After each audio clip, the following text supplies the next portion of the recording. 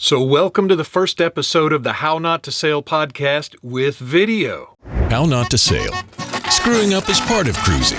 Let me show you how. Yar. Hey there, How Not to Sailors. Bradford Rogers here, author of How Not to Sail.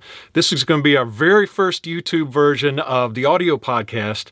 If you're already subscribed on Apple Podcasts, iTunes, Spotify, whatever, Pandora is now on, you'll know that the audio podcast is really deep in the audio. But I realized I had a whole bunch of stuff in the vaults as far as stills and video from the trip. That's the whole subject of this podcast. So that's what we're going to have here. And be sure and hit the subscribe button and the little notification bell because I have some really cool stuff lined up. I have the entire interview with Bob Bitchin on video, of which we only had 3 minutes worth in episode 1 on the audio. I'm going to be bringing that to you, so don't miss it. But without further ado, here is episode 9. This is Marathon Fuel Captain. Please acknowledge and go down to channel 1010. So last we spoke, we were at Marathon Marina, getting acquainted with some cruising music and with Fuel Doc Debbie. Roger that, Captain. The inside is open if you can take the high-speed diesel pump. As always, I recommend starting with episode 1 if you haven't already. But the short story is I'm sailing from St. Petersburg, Florida toward Miami, overcoming the usual assortment of boat problems and stupid mistakes to attend the Miami Boat Show and launch this podcast. And time is getting short. I have 2 days to sail 100 miles to the Miami Marina and meet the Admiral. But the cutlass bearing that's been giving me trouble since episode 1 seems to be behaving. I've got a full tank of fuel, and it looks like a beautiful day to head east from Marathon. What could possibly go wrong?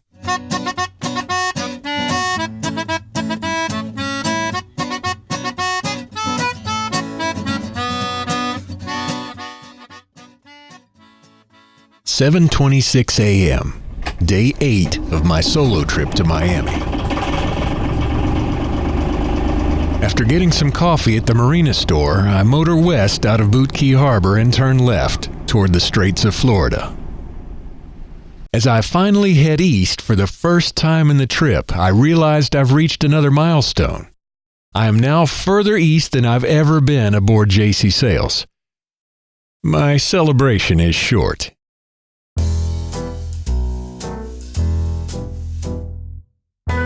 From the captain's log, 9:15.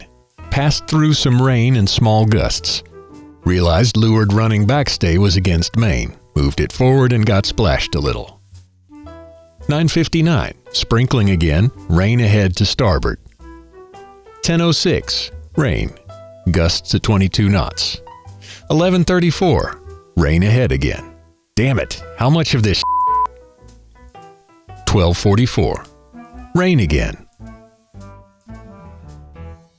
During one period of sunshine, I strip off my wet pants, leaving me with just a jacket on top and shoes on the bottom. It's not all miserable, though.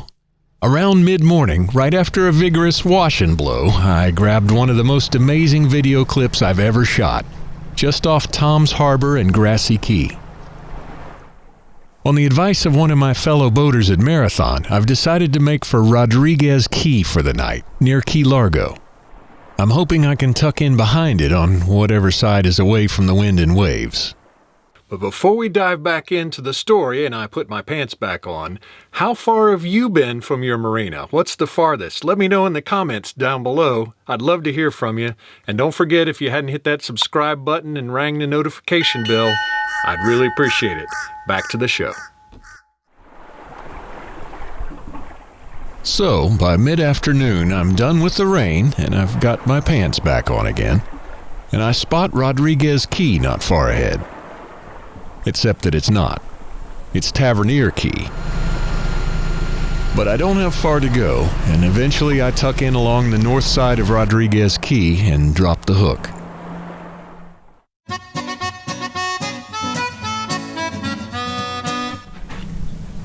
Tuesday, February 12th. So it looks like the alternator is definitely dead. I'm just going to raise the main before we get off the anchor today. I'm determined to get all the way into Biscayne Bay today, so I can be within striking distance of the Miami Marina when my slip hopefully comes open tomorrow. It's gonna be another long day. I motor carefully out from behind Rodriguez Key with the main flapping, trying not to take any bottom samples, and then turn left toward Miami. Planning to cross back inside the Keys at Angelfish Creek, just north of Key Largo, so I can have a nice sail up the protected waters of Biscayne Bay. The chart shows some pretty skinny water around Angelfish Creek, and you know how we feel about that. JC Sails has seen more bottom than a gynecologist, as Bob Bitchin might say, and running aground is not one of my favorite things, no matter how adept I might be at it.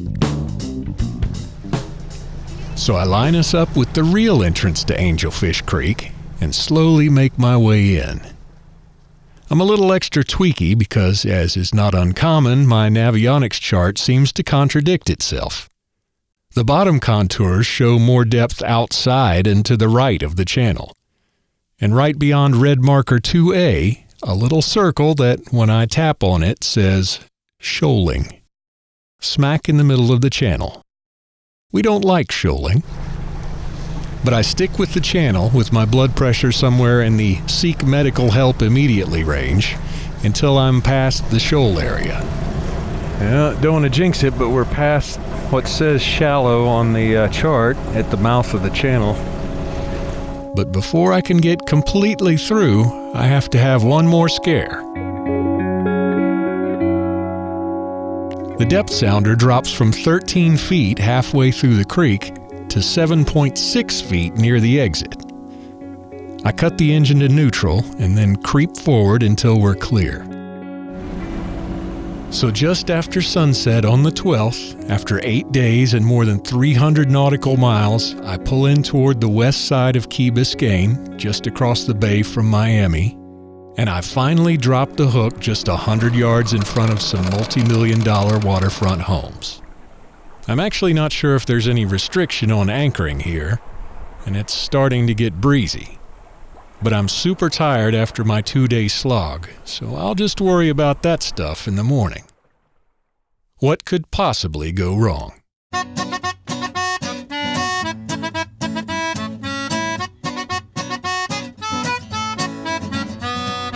Be sure to join me next episode when I finally hope to tie up to a slip in Miami and actually attend the boat show to promote this podcast that's been taking shape in my head. Speaking of boat shows, also I'm planning to be at the St. Pete Boat Show on Saturday, December 7th for the Cruisers Party thrown by Latitudes and Attitudes and Pirate Radio, I believe. I'm going to have lots more video coming up, so make sure to hit the subscribe button and ring the little notification bell to make sure you don't miss the unseen footage from Bob Bitchin that I have coming up. I know you won't want to miss that. But before we get out of here, I just wanted to give a few shout-outs. Big thanks to author extraordinaire Wayne Stinnett and podcaster extraordinaire Clay Groves of the Fish Nerds podcast for sending me pics from them reading the How Not to Sail book. And if you have a How Not to Sailor picture to share, just send it to me at bradford@hownottosail.com, or you can just tag me on Twitter at @HowNotToSail, or use the hashtag HowNotToSailor, that's with an ER. A special shout out to artist Dave King for some cool artwork coming up and for kicking my ass to get this episode out. It's really cool to hear that somebody's actually waiting to hear this. Look for the little thingy in the corner at the end to view the next video. I sure appreciate you listening, and I'll see you next time on How Not to Sail. Screwing up is part of cruising. Let me show you how.